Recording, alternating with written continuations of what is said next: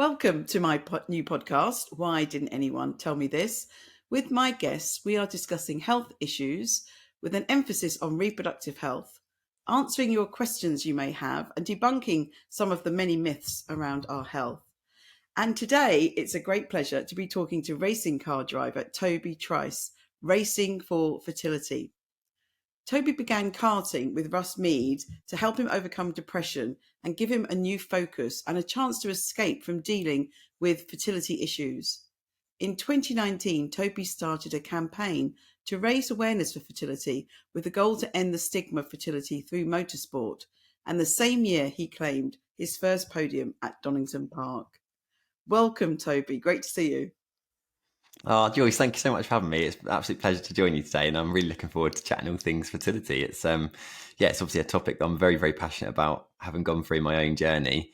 Like you just said, I'm really keen to help sort of end the stigma and taboo, get guys talking, and ultimately get guys checked, tested, and treated, so that hopefully more couples can have babies. That's the bigger plan of the campaign, I guess. Yeah, that's fabulous, and we'll talk all about that. And there's unfortunately only a handful of you, but at least we have got some men who are in the spotlight, like you and a few others, who now are really helping get this conversation going for men. So it's so important, and that's why I wanted to have you on my podcast today. So let's start by talking about your amazing racing career, because it's really great. I was reading up about it. It's really great. I'd love you to tell our listeners. Oh yeah, so it's been a bit of a mad rise, really. I mean, from a very young age, I grew up with my uncle at a local go-karting track and banger racing track, where I kind of watched him and always wanted to be in the car, and used to get on their nerves while they were kind of fixing his car up, and I'd be sitting in the passenger seat or in the race seat, pretending to drive it. So I've always kind of grown up around motorsport, and some very fond memories of me and my granddad, watching the Formula One, sitting on this little toy Williams F1 car that I got for Christmas one year. And, I've got, massive motorsport fan forever, really. But I remember when I was at the very, very peak of my fertility journey, I was really depressed. I was really in a low place because I did the normal guy thing, buried my head in the sand, didn't want to accept that I was going through this.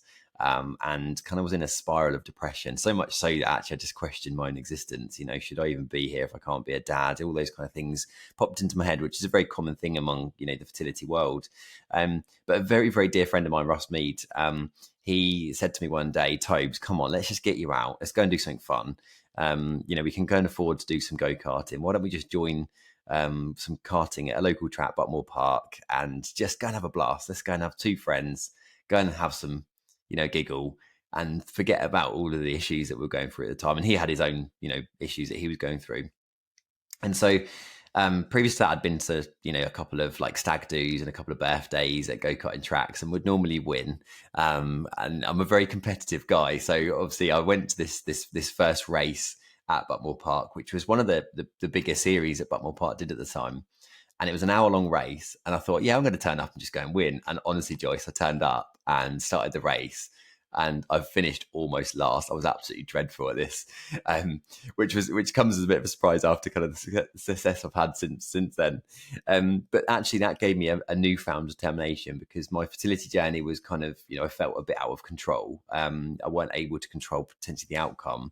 But here I was at a go-kart track that I was going to go to every single month. And actually I could, work on my fitness. I could work on, driving better. And I was channeling all of this negative energy into something really positive. So each month I was chipping away, getting quicker and quicker.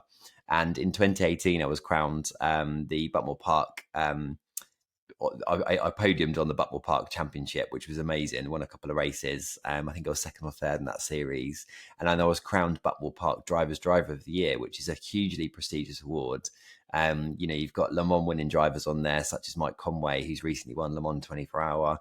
So I was so proud that I'd won this award. But that was the same year that Katie and I had two failed rounds of IVF. So it was a really kind of, yes, we were very happy about this racing thing, because that was great. But also very, very sad that we'd just lost our 2 rounds of IVF. But I got spotted by a sponsor in the early part of 2019. And he suggested that I need to look at racing seriously, because I just started karting a couple of years. I've now been competing against guys that have been karting from their childhood. And here I was kind of with this success in go-karting? And I was like, yeah, kind of just shrugged it off. But he invited me along to Brands Hatch, have a go in a race car, which, you know, was a dream. Like that was amazing. I'll never forget that moment. And he said to me, look, Tobes, you really, really need to consider this as an option, because if you're not taking this opportunity up, you don't know what could be ahead of you. And I think you've got real potential to have some success in motorsport. So I consulted with a lady called Jess Shanahan, who runs a mentorship program to help drivers understand the value of sponsorship, because I didn't have no money to go racing. It's a huge, expensive sport. So I wanted to learn how I could raise a budget, because obviously I had to raise, 5 figures in this first year. It's a large amount of money. And I wanted to make sure there was value for any sponsors on board. But during that time, I was obviously with Fertility Network UK. They were supporting me through my fertility journey. And I felt like I had an opportunity, because I felt like motorsport kind of saved my life. It was kind of like that kind of place where I could kind of escape it and give me this purpose. So I thought, you know what? Why don't I make this an opportunity to actually raise awareness for fertility? A really scary step, because I hadn't talked publicly about this before. A close knit of friends and some family knew about my journey, but that was kind of it. So I wrote out to the media, got a budget from various sponsors that I'm, very grateful for their support. And I got a phone call from the BBC, and the BBC wanted to do an interview with me about my campaign Racing for Fertility. And honestly, Joyce, I was so scared, because I was thinking, right, this is it now. If I do this, this is it. It's going out to the world. So I agreed to it. I met the TV crew at Brands Hatch and created this campaign, had the interview. It went out, aired that evening. And I remember sitting at home watching it, like cringing, going, oh my God, this is so scary. But the response I got was amazing. I got so many DMs on Instagram, Facebook, and, text messages, people that knew me that had no idea. And they thought it was a really brave decision that I made. And so many reached out that they were currently going through the fertility treatment, or had been through, and they were grateful that I'd actually kind of raised this awareness. So that was the very start of the campaign in 2019. And since then, I've just really, really focused on pushing myself to be better on track, because the more success I get on track, the more media presence I get, and therefore that helps raise the campaign even bigger, which ultimately helps out individuals and couples going through a fertility journey. So we get now commentators on ITV4 talking about fertility. We get commentators at the racetrack talking about fertility. We get fans now talking about fertility, which is amazing, because we're just reaching out to so many people. And along the way, I've had endless amounts of people that I've supported now through this. And the goal now is to go global, is to, we've become a British champion once. I'm currently racing as a Porsche Cayman Sprint Challenge driver in the GB series, hoping to win this championship this year with all the luck that I can get. But each trophy and each championship really is about kind of lifting that for the couples that have gone through a really difficult time.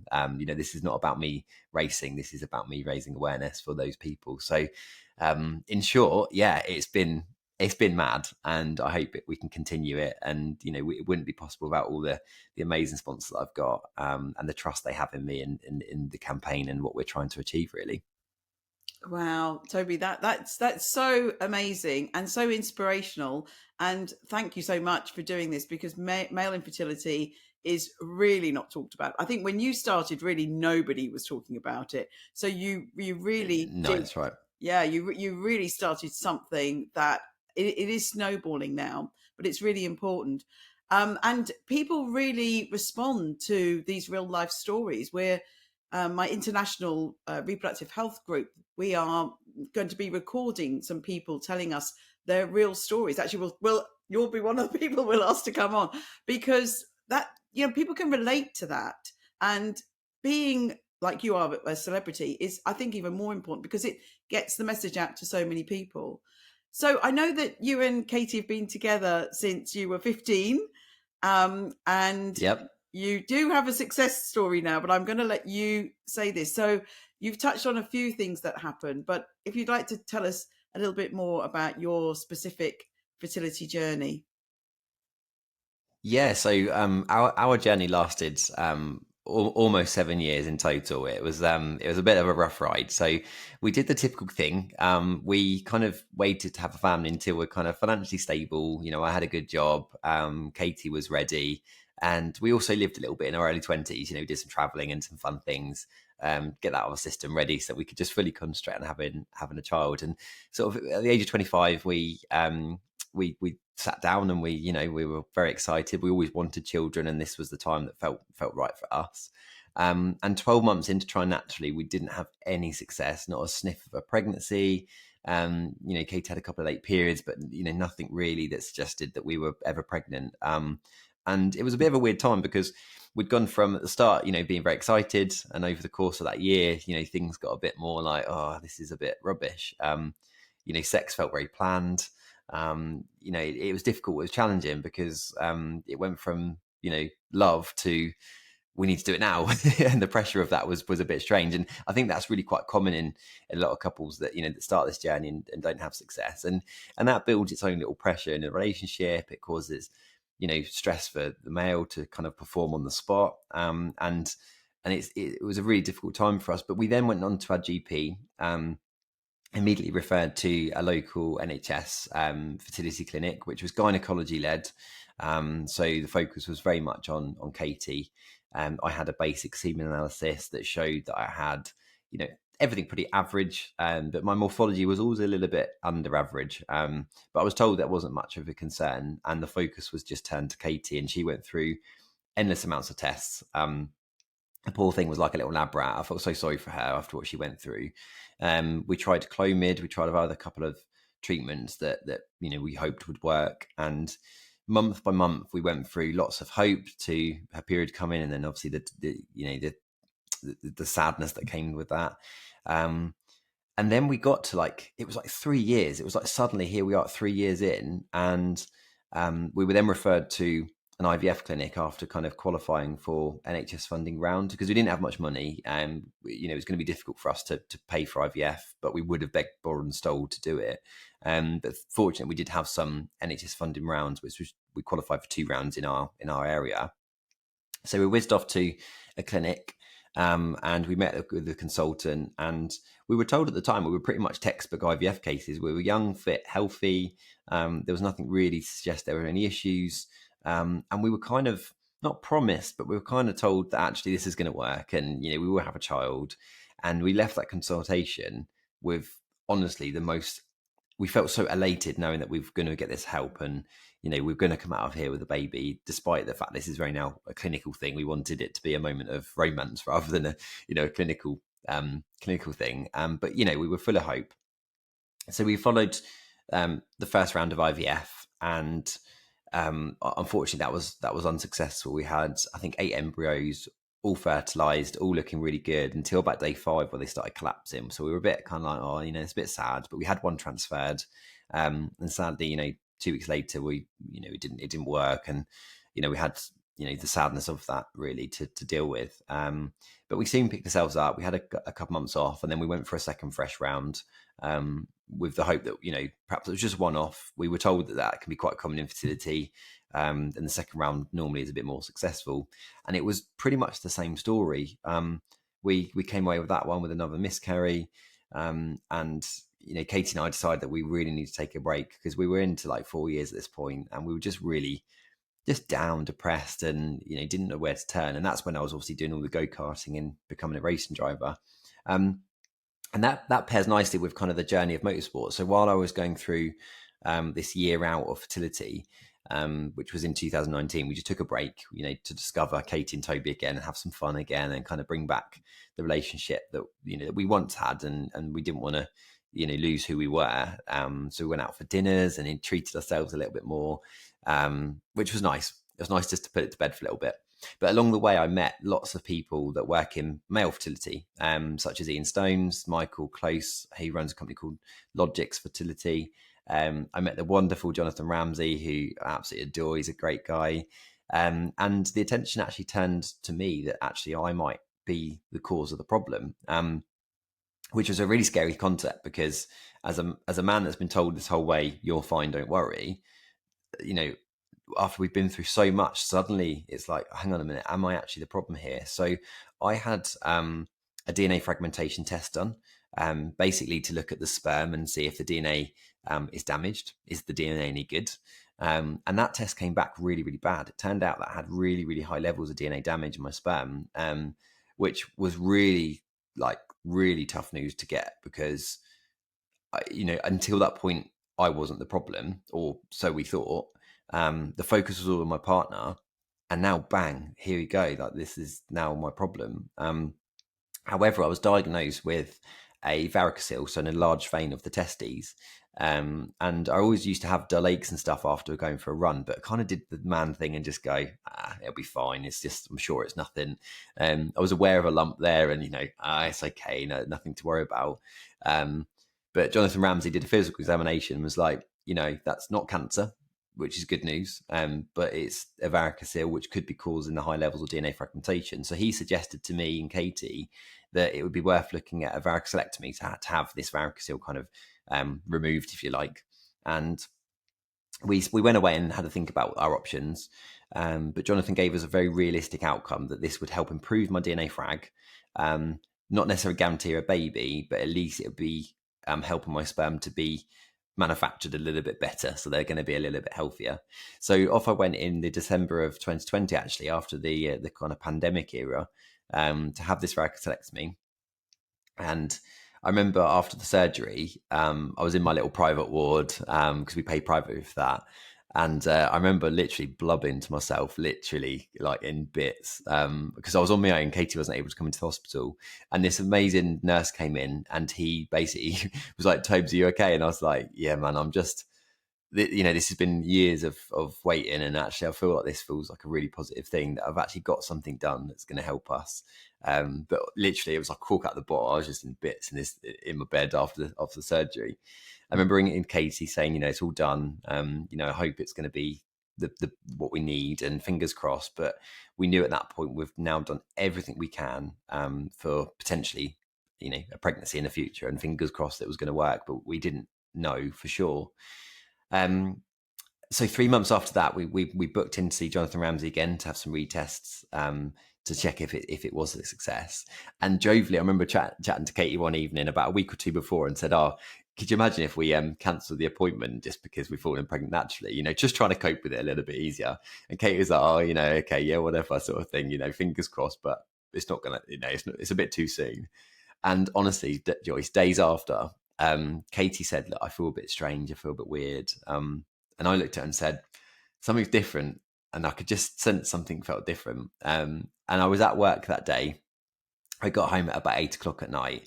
And it was on my mind all day. So I went off to a local supermarket, bought a couple of pregnancy tests, and I did it in absolute cognito, like I was buying something really naughty, because I didn't want anyone to see me buying a pregnancy test to then question, "Are you pregnant?" Because that would have been a really complicated story, and I just didn't have the energy for that. I just wanted to get home to Katie. So I tucked it at the bottom of this bag, out I whipped, got home, and we did this pregnancy test like 8:30 at night. And Joyce, it came out positive like almost immediately, and it was just the most wonderful thing. We literally were in tears on the bathroom floor for like half an hour. We had all of this plan that if we ever fall pregnant, we'd go and see our parents and, do it all properly and talk to them about our pregnancy. But we couldn't even wait. We literally rung our parents and was just like screaming down the phone that we're pregnant. And this was the first time we ever was properly pregnant. And 9 months later, our little boy Oliver was born, and we became parents, which was just insane. And I'm so overwhelmed even to this day that even happened, and very grateful to be a parent. But it just shows the importance, really, because our journey was quite like many of our age and other age groups, that the focus was all on the female. Keep doing IVF, keep doing ICSI, and eventually you can fall pregnant. But for us, that wasn't the case. We had unexplained infertility, but actually I just wasn't checked and tested. And once I then got to find out actually I was a problem, that there was something that could be fixed. And then we had natural conception, which actually is really beautiful, because we planned on having a natural conception. And, if we'd had a pregnancy through IVF, that's great, because we'd have had our baby. But actually there was something extra we got back, which was, we've got a memory now of a moment of romance, and we had a natural conception, which means that in future, if we want more children, one would hope that we would have more success naturally. And actually that's better for future baby planning. We haven't got to worry too much about the cost of, more fertility treatment, hopefully. So yeah, it's been a mad journey. It's been a very mad journey, Joyce. And I just want to keep sharing it and spreading the word because more guys need to be checked. Toby, you made me cry. So those people watching this on YouTube, they can see that my eyes are all red now, and I've got tears coming out of my Joyce. eyes. I think I'm crying. I'm crying for several reasons. I think one of the reasons I'm crying, I went through 7 years of IVF, and you reliving your story. I think anyone that's been through this, whether they have a child or not, when they hear other people talking about their journey, it brings back so many emotions. So for me, it brought back so many emotions. But listen, your story brings up so many issues. You were young, any IVF clinic or fertility specialist who has a couple in their mid-20s come to them, they're like, wow, this is, most people come to the clinic when they're in their late 30s. But you did, Yeah. but at that age, in your mid-20s, after trying for a year, over 90% of people should be pregnant. But as you were aware that you weren't, and you did all the right things. You went and started getting checked, because I think that's one of the obstacles when people know when should we start getting on this treadmill of fertility testing. And as you explained, it's not easy. It's really, really hard. And as you said, more so for Katie. But I think one of the main, there's many things I could look, we could talk about, but I think one of the main things is the fact that it's so common not to check the man. And in my view, I'm sure you agree, every man should have that check of their testicles, that physical examination, which doesn't take very long. It takes minutes, really. But you really showed that looking at a sperm sample, which so many people rest so much faith on, really doesn't tell us a lot. I've always said that. Anyone working in this field would always say, just looking at your sperm count really doesn't answer everything. If something's wrong, if it's low, or you said about the morphology, it really is a bit of a fuzzy test. But if you just look at that sperm sample, if it's okay, it means, okay, there's not something obviously wrong, but it doesn't mean that it's fertile and that you could have a child. So the fact that you had the right people on board and got it sorted is, it's absolutely amazing. And before we go on to talk about more about the work you're doing now, so what's it like being a dad? You've got a little boy. I've got 3 IVF boys, so mine are much bigger. What's it like being a dad?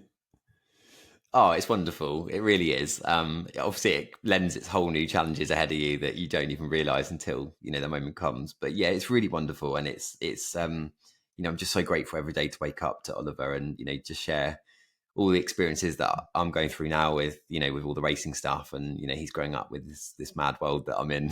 Poor thing. But equally, it's very strange because I remember when Oliver was first born and going out to walking in the town with a pram and people congratulating us. It was lovely. It was of course lovely, but we had this really weird kind of almost guilt that maybe there's other people out there that are looking at us like, oh, look at them, they're lucky to have a baby. And because we felt the same, we would walk through a town and just see babies everywhere, and it was almost like in your face. So I've always been quite conscious of that. I like to, obviously, of course, I love to celebrate Oliver's here, and I love having him. He's a wonderful little child, but equally, I kind of am quite careful not to celebrate it too much because I'm aware that actually it's quite triggering for some people. And I just want people to understand that even though now I am a parent and I've had success, it really doesn't change the way I feel about the fertility world and really what I want to change.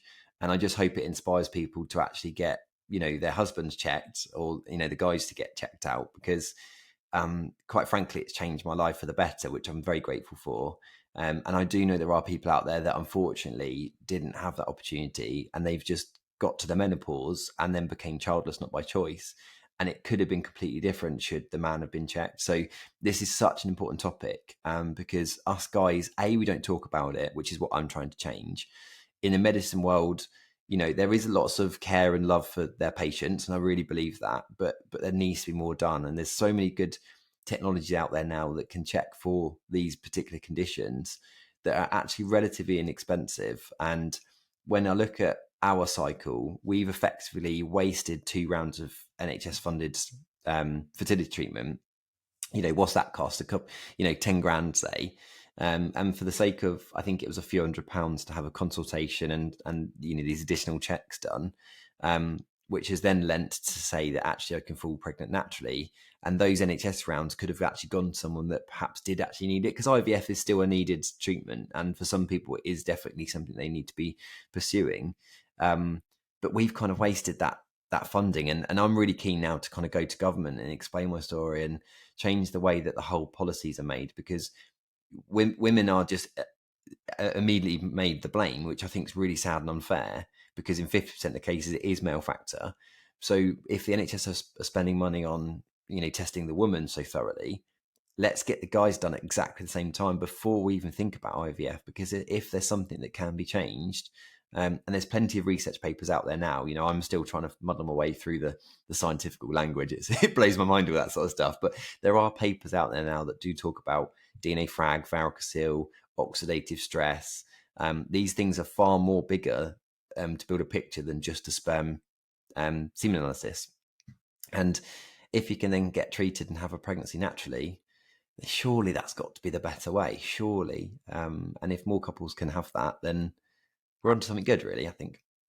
Yeah, and I think, as I said, you've highlighted so many issues there, and as you said, half of infertility is due to the man, and some of it's unknown. We're not. I normally say, different people use different figures. I normally say about a quarter's the male, a quarter's the female, a quarter's both. So that means that half is male, and then there's about a quarter that we just haven't got to the bottom of yet. But as you said, with that examination happening nearer the time, at the beginning, it would have saved you so much, you and Katie so much trauma, but NHS funding, etc. And I think, you summed this up. We just blame the woman, unfortunately. And I've got some colleagues who are doing some research on male infertility and the treatment that men go through. And I know that one of their sayings is, we forget about the man in the room. That when, as you said, you go through the treatment, oh, your semen analysis, okay. Oh, it's the woman. Let's just start prodding, poking, testing, everything else, the woman. And that's really, really got to change. We've got to do more testing of both people, certainly the man, and really get to the bottoms of this. But you have really been one of these people, as I've also tried to be, but you've done it beautifully, where you've turned this negative situation round to something that's really positive in many ways, and it's really helping so many other people. And for men, this is so, so important. So you've been, as you said, you've been working with Fertility Network UK and been campaigning for more education on male infertility. Do you want to tell us more about that? Yeah, so I teamed up with Fertility Network UK for the Racing for Fertility campaign, and just like you said, I wanted to create a campaign that was actually quite positive, because I think we can all sit here with our violins and make it a bit of a sob story, etc. And at the time, obviously, I wasn't a parent and I had no concept of being a dad, because I didn't know what the problem was at the time. But I really, really wanted to make it a positive thing, because us guys, we're a bit rubbish at talking.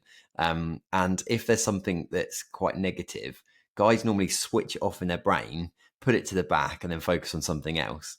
And when the Racing for Fertility campaign started, it was an opportunity for me to really switch it on its head and go, guys, just come and have some fun racing. I'm raising awareness for fertility. And if we end up talking about it, great. And if not, and we talk about cars and petrol and tires and all the good stuff, then at least then we've got something we can chat about in a fun environment. And I think when guys know someone else has gone through fertility treatment, guys might not necessarily talk about it, but the fact they know each other going through it, there's kind of little brotherhood nod that's like, I'll get you. I know exactly what you're feeling like. And if you don't end up talking about fertility and you talk about some fun, then that's cool. But 9 times out of 10, we eventually get on to talk about fertility treatment. And I think the campaign that I started, and it was highlighted by the BBC that I'm in an environment in motorsport where it's known to be quite macho. Try to not show weaknesses. All about being strong, brave. Risking our lives on circuit. It's a dangerous sport, right? But here I am talking about something that is perceived as something unmacho. You lose your masculinity if you're infertile. Those kind of typical sort of taboos and stigmas, and it's far from the case. Motorsport is, of course, a dangerous sport, but I'm Toby and I'm just a normal person. And also fertility shouldn't be emasculating it. We should be proud actually that we've got, yes, we've got an issue, but there are many other men out there, and rather than thinking you're the only one, because that's how I felt like I was the only guy going through this. Actually, when you start talking to more men and more couples and more people, suddenly you realize, actually, oh yeah, we had an IVF baby, or oh, my son actually is going through fertility treatment now, and the conversations that come from that are really great. And so the campaign Racing for Fertility has been pretty overwhelming. Obviously I initially started out just to raise awareness. That was the plan. But since then, it's boomed into something way bigger. So obviously I'm now working with Fertility Network UK on lots of things called fertility in the workplace. So we're basically helping introduce policies within the workplace to support couples going through fertility journeys, which is brilliant, because that's a very much needed thing. We're opening up conversations to many people, not just in the UK, but actually Europe and worldwide so far have had reach, which is madness. And then also companies that have been sponsoring the campaign, they've actually, slightly off topic, but they've actually helped grow their companies to employ more staff, because they're actually engaging in something quite fun with regards to the fertility angle. So their staff feel more cared for, loyal, etc. They're attracting more staff. So their companies are growing, which is great, which builds an economy in its own right. And they're able to scream from the rooftops about this campaign, which is brilliant. So, this little acorn of an idea in 2019 that I was absolutely so scared. I've almost flipped a coin about should I or shouldn't I do this? And I'm so glad I did, because the ripple effect it's having out on so many people is quite something. And, it's not all me. I've got a great team behind me of people that help me out with all this. And it just blows my mind every day that, I get little DMs now of pregnancy announcements, and, for the guys that I've supported and helped out with. Joyce, honestly, I can't believe that it's all become what it's become. And I just hope it can continue, because it is really, we're really onto something, I think. I want to thank you, Toby, from everyone in the fertility field, because without people like you, we can't raise awareness. And it's just, your work has been brilliant. Absolutely. I've followed you for years. Oh. And one of my PhD students is doing a project on male fertility, really centered around education, which is exactly what you're doing. And you helped us several years ago with some great advice about how we can try and do that. But one of the issues we found in our work is men are still reluctant to discuss this. So we did a survey that we had thousands of women reply to, and we had the similar one for men, and we had just over a few hundred people respond. So you have got your team and Fertility Network UK and everyone else who comes on board with this. It's a big challenge to get men talking, but you've started and you're growing. So just please keep going. We've got to try and make this normalised and make men feel comfortable about sitting in the pub and talking about their sperm or varicocele, or and for male cancers as well. Again, if people don't talk about it, they don't know what's normal, and they just put things away in a cupboard and think, oh, I've got a little lump there, but I'm just not going to think about it. Having those conversations can help men in all aspects of their health with regarding their reproductive system. So it's such important work. So thank you so much Oh, for doing this. no, it's very. You've Yeah, it's also very, very kind to you. Very kind to you, Joyce. So there's a bit of delay in the thing then. Yeah, very kind to you. I mean, but coming, just touch on the cancer and the health thing, fertility is life-changing in respect that, if you have a child, that's life-changing. If you don't, that's also life-changing. This is a big thing, but also things like cancer. If guys are a bit embarrassed to go and have a physical examination, and I was when I saw Jonathan Ramsey for the first time, I was really nervous about someone feeling my testes and having a little look and stuff. It is, but I remember how much my partner went through when she went through all her observations, and I just thought, do you know what? For the sake of literally a minute, it will help identify a problem. And the lump that I had there, I didn't know if it was cancerous or not, and I had it there for a long time. And would that have been cancer? It could have been quite life threatening for me. And we did things like there's lots of prostate campaigns right now about kind of guys getting checked out for prostate cancer. And that's becoming a younger thing now. People of a younger age are starting to get issues like that, and we just need to be empowered to talk about this. And hopefully I can kind of trailblaze that path to help guys feel a bit more empowered to go and get checked and treated, because ultimately if you don't, the outcome could be far different, and that might be a dad or not dad, or it could be potentially life threatening in terms of if you've got a condition as such as cancer and you've not had it checked and it's gone too far, then there is a life threatening problem there. So this campaign is far bigger than just fertility. I think it's just about getting guys to be confident and surround yourself with people that are genuinely there to help you out. And so many professionals in this space really do want to help the men out, and I'm very grateful that industry exists, because I wouldn't have Oliver otherwise. I know, and I recently heard of a friend of mine who died a few months ago. He got diagnosed with prostate cancer at the beginning of COVID. Didn't go for his checkups during COVID, well, for the last few years, and then it had spread, and he died. So and he's young. He was young. So we've got to raise this awareness, and you'll be really pleased to know that we've been doing a lot of work with schools.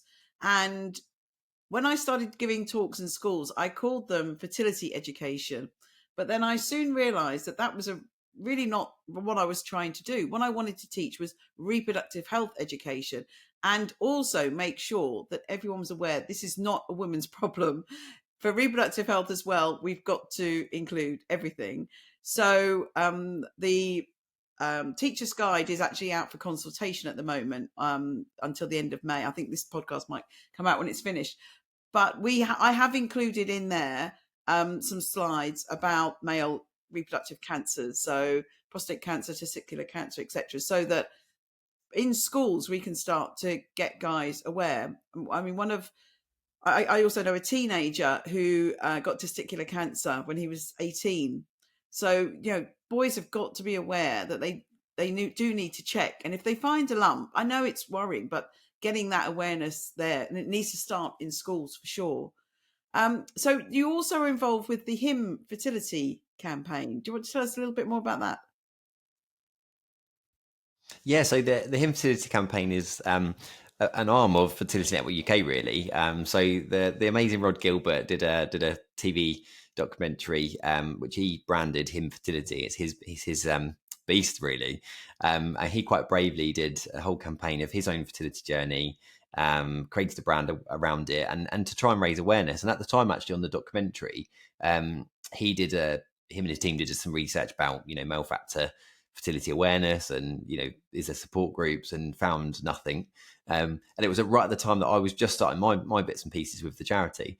And obviously, it really was, the landscape for fertility and male fertility support was like zero everywhere. And he created HIM Fertility. The documentary went out, and he didn't want it to end there. The agency that had it were prepared to pass it on. And the charity, Rod and I had a meeting about Fertility Network UK, kind of taking ownership of that HIM Fertility campaign, so we can continue it and keep it moving forward. Rod is still very much a part of that.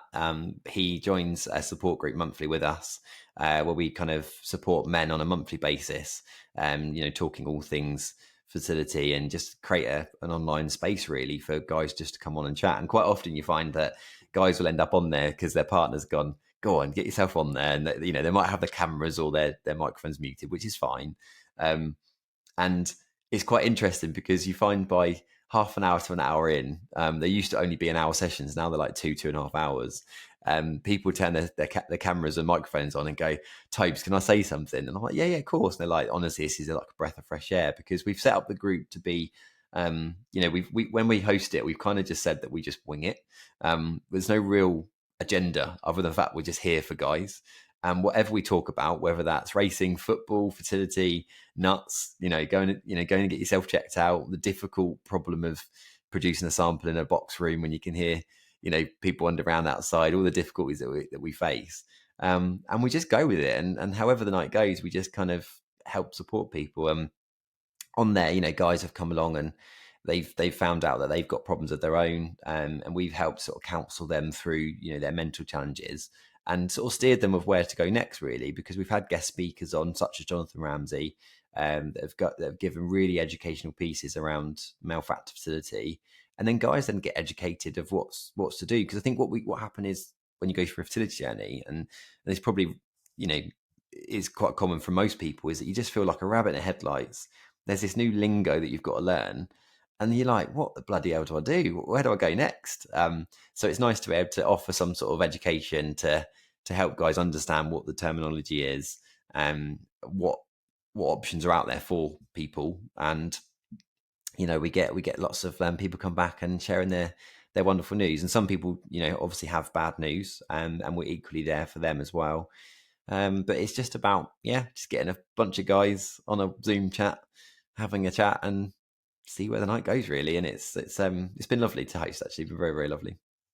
Again, thank you, you and Rod, so much. I've seen the documentary, and I think I cried in that as well. But you know, seeing the guys in the pub over a beer, and you know, just having a laugh, and then talking about sperm. But I mean, Rod did say he was reluctant and nervous at the beginning about starting this campaign and getting things moving. And I can see, you know, you both of you have gone into a space where nobody has stood up and said, "Hey, this is me. It's some of you. How can we help each other?" So, you know, absolutely amazing. Thank you both so much. It's brilliant. So have you heard people say, why didn't anyone? So I'll do that again. I'm a bit overcome by everything you said. Have you heard people say, why didn't anyone tell me this? Which is the title of this podcast, because I've heard it. Many of us have heard it so many times. And what did they say? I've heard that many times. I've heard that so much because of the journey that I've been on, the male factor fertility journey. You know, I've heard so many people, you know, find out that they've got maybe varicocele, and they've just said, "Oh, we'll just do ICSI." You know, we just crack on, do some more ICSI cycles, and they've had that's it. That's all they've gone. And when you know, people have found out about my story and understood that there's actually a DNA fragmentation test, there's oxidative stress tests that could be available, a physical examination. The amount of blokes go to me, bloody hell, why hadn't someone told me this before?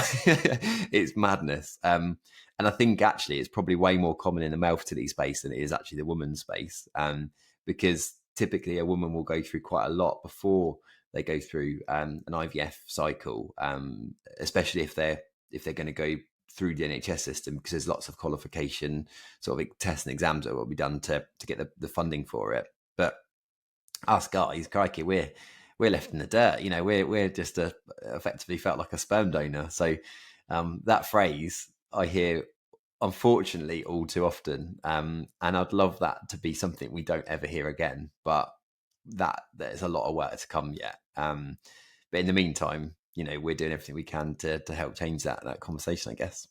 Yeah, it's a phrase I wouldn't want to hear again either. And also in the school teacher's guide, we did include some information about male fertility decline, which people really didn't even collect data on until quite recently. We did, as we said, always blame the woman for everything. But now we know that even a male's preconception health or pre-pregnancy health, before you get your partner pregnant, can have a long-term effect on the health of the child. And then also the issues around male fertility decline. So we know that men now know that men over 40, their sperm's not quite so healthy. They might take it longer to get their partner pregnant. They also them and their partner can have a higher risk of miscarriage. And there are some issues that can happen with genetic abnormalities, slight increase in some genetic diseases, and also a risk with things such as autism. And it's something that, you know, we've certainly swept under the carpet for decades, and it's only just coming to light. So it's really important to balance this and let everyone know, yes, infertility can result from the woman, but it's also equally from the man. And there are issues that we definitely need to help people understand and help educate them. Yeah, absolutely. I can't agree more with that, to be fair. You know, I think we often talk about IVF success, live birth rate.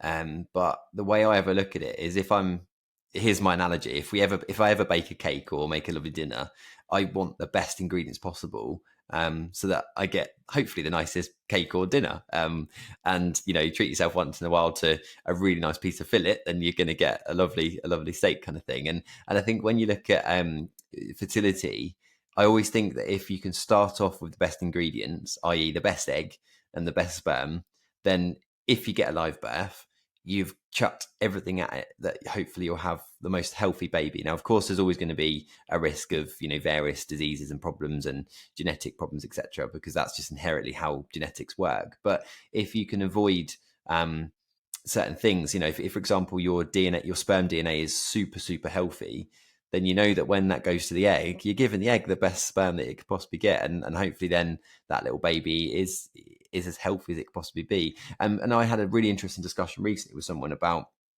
the concept that actually you see people smoking, drinking, overweight, but they can have children. And that's true. We do see that. And that's very much something we try and counsel and support on, because it's quite frustrating when you're being told you need to quit drinking, need to stop caffeine, stop smoking, lose weight, all these things that, guys and women are told to try and help their conception.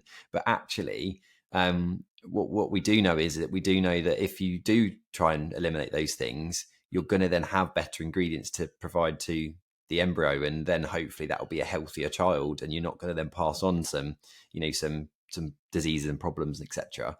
But coming back to the education part, when certainly my sex education as a child was very much how to put a condom on a banana, and also a room full of young teenage boys. It was, you would just try to install the fear of God that if you had sex with a woman without protection, you're going to have a baby and your life's over. And I still to this day, I remember that conversation, and like, crikey, obviously I was with Katie at the time. We need to be dead careful because our life's going to be over if we have a child.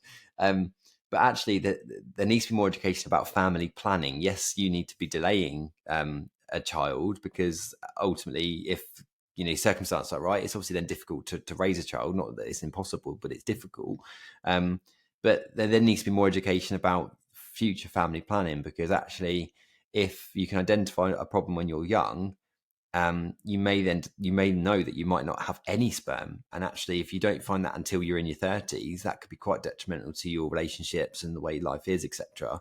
And I think that would be a really hard thing to deal with. But something that's happening at the moment with the younger generation is young men in their 20s are trying to do everything they can to make themselves look more sexually attractive to their female counterpart, i.e. bigger muscles, nicer hair, all these kind of things that they're doing. And they're filling themselves with anabolics, false proteins. They're using hair dyes and, hair loss treatments, try and make a nice head of hair and stuff. And that's fine, because they're trying to make themselves look more sexually attractive to their female counterpart, but they're absolutely destroying their fertility potential, so that if they then have a partner, the chances are that they're going to have a decreased rate of success for their own fertility journey if they want children down the line. So we need to do a lot more about that kind of education. Actually, stop following the only way is Essex, for your own sanity. Actually think about what impact that's having on your fertility journey, and I think that's a really, really important topic right now, because in the next decade or two, if this kind of thing continues, like you said, we're only going to see a decline get worse. And we know that we've got estrogenic chemical compounds in our diets these days, from things like BPA and plastics, drinking out of water bottles, and all the environmental things that can have an impact. And people don't realize that actually that has an impact on your health, but it absolutely hankers your fertility potential, especially among men, because obviously we don't want estrogen in our system, or as little as we can get. We want the testosterone to be strong. We want to be pumping out that good stuff. And if you've got more estrogenic compounds in your body, your testosterone's going to drop, right? And that has a huge lasting effect. But I didn't know about any of this prior to fertility treatment. And I do everything I can now to give myself the best possible chance of the future, really. And I want other people to understand that these are real factors and real issues that we face. I'm so glad you brought that up, actually, because I'm more and more frustrated that we are creating products that are bad for our health. And I've turned 60 this year, and when you get to my age, you worry a bit more about your. Well, I've always worried about my health, but you worry a bit more about your health. And we're surrounded by everything. You go into a shop, there's sugar. Everywhere is sugar, which is so toxic and doesn't help with obesity, and that affects our fertility. So again, in schools, we're trying to discuss the fact that we need to be very careful about what we eat and drink, and we need to exercise. We need to sleep well and help our body repair. And it's frustrating that, like you said, water bottles, once you've used them, those toxic chemicals can get in the review, and many people reuse their water bottle, their plastic water bottle. So we are surrounded by these toxins. And I've got a great story that years ago, one of our very well-known mouse researchers, she does a lot of work on mouse embryology, and she moved lab, and she went to the new lab, new premises, and the mice were totally infertile. She kept mating them. They were the same mice and everything, and they just didn't get pregnant. And mice not getting pregnant, they breed really well. And after lots of research into why this was happening, she found out it was the cleaning fluid that was being used to clean the cages. So her bottom line was, don't be too clean. Don't use all these anti-everything that, anti-clothes wash, that's crazy. All this antibacterial and things, it can really affect our fertility. But all of these things can really affect our long-term health as well. So we need to do it for our fertility. We need to do it for the future of our children, but also our own health. We really must be really careful. And I just get frustrated that why are companies allowed to produce more things that are so toxic to us? So I'll get off my high horse now.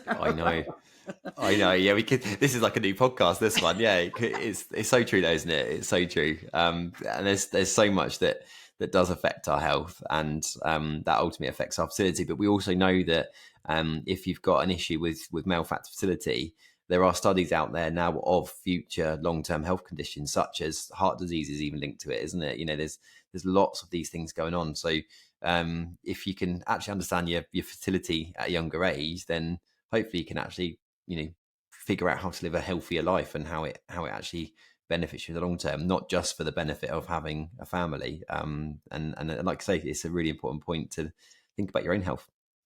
Yeah, I hear so many people say, "Oh, well, we're going to try and get pregnant in a year or so. So we're going to start being healthy." You should always be healthy. You shouldn't have to spend a year preparing for a pregnancy and get healthy. Anyway, right? We could talk forever about fertility, but I want to finish now with a few questions, a bit more about you, because I really want people to try and lead the best life they can ever lead.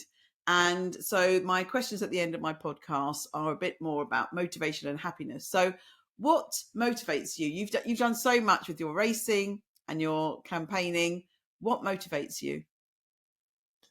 The biggest thing that motivates me is seeing other people happy. I've always been a bit of a people pleaser. And any of my close friends and family will say you're too busy trying to make other people happy. But generally, seeing other people happy makes me happy. So if on my mission I can do anything to make someone's happiness better, then that's exactly what I love doing, and that fulfills so much for me. I think that the gift of giving is such a powerful thing.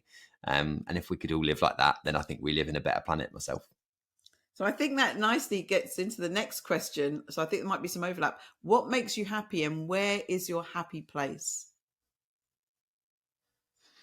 Yeah, I've pretty much answered it. But my happy place is the racetrack. I love to escape to motorsport. That really is my happy place in terms of my own inner self. I think when I go racing, living life on the edge in motorsport actually makes me feel most alive. And it's very weird. And I wish everyone could experience what I do in a race car. But when I'm out there racing my heart off, for fertility and, to raise awareness, when the car's on its edge and I'm close to having a big crash, that's when my mind is absolutely silent and all of my kind of worries and problems go away. And all I'm thinking about is being present. And I think, we talk a lot about kind of living in the present. And when I'm in a race car, nothing beats it for me. That's definitely my happy place. Thank you. We haven't had that one before. And what advice would you give your younger self? Wow, that's an interesting one. I think care less about what people think about you. I used to be very much that person that would always care about what people think of me, and I always kind of wasn't my true self when I was younger. I think I've learned to live more of my true self, and I guess just grab the balls by the horn and don't be scared of anything that comes in front of you, because life we're here for a short time, and if we can do something to help others be happier and yourself be happier, and if you think less about what the outcome might be and just get on with actually making something positive and good, then that will make a better future for not just you, but for everyone around you. And I think I held back a lot when I was younger. And so, yeah, just embrace every opportunity that comes in front of you. Wow, I love that. I totally love that. So, Toby, that was absolutely amazing. Some of my guests at the end, I really want to give them a big hug. I'll give you a virtual hug. And we've never met Oh. in person. So hopefully sometime we'll meet in person. But thank you so much for giving up your time to tell us your story, and keep going with all the brilliant work and the success with your motorsport as well. And yeah, thank you so much. Oh, Joyce, thank you so much for having me. Honestly, it's been an absolute pleasure. And it's been lovely to finally chat properly. And I look forward to when our paths cross and we actually meet in 3D and not in this 2D space. But yeah, thank you so much for having me. And I hope it's beneficial for your listeners. I'm sure it will be. Thank you so much. Oh, Take care.